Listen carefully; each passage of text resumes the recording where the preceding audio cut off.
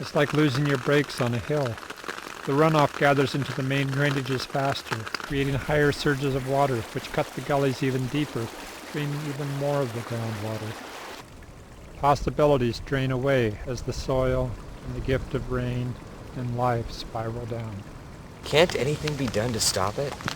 That's what I started wondering.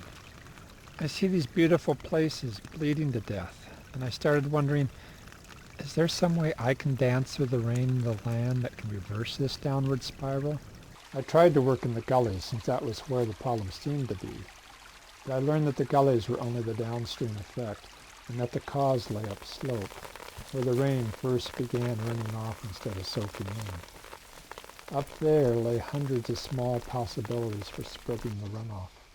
At first they seemed insignificant. The work grows on itself. As more of the water is led onto slower paths around the gullies, less runoff reaches the gullies. Without large flushing flows, the gullies began silting in, which allows plants to grow there. As the gullies fill in, the groundwater cannot drain away as quickly.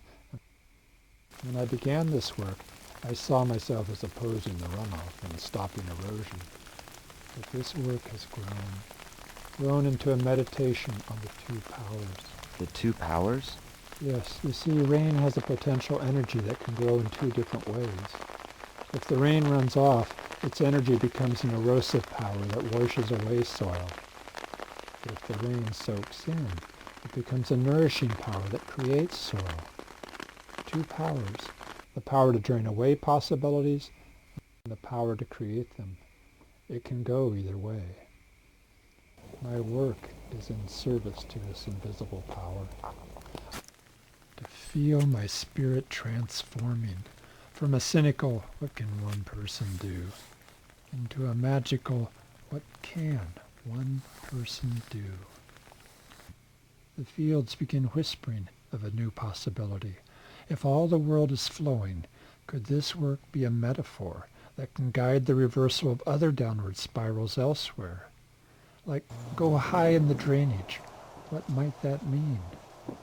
Don't oppose the momentum. Lead it onto new paths instead. Begin with small shifts that are within your power to make. The work will grow on itself as allies emerge. This voice grows louder.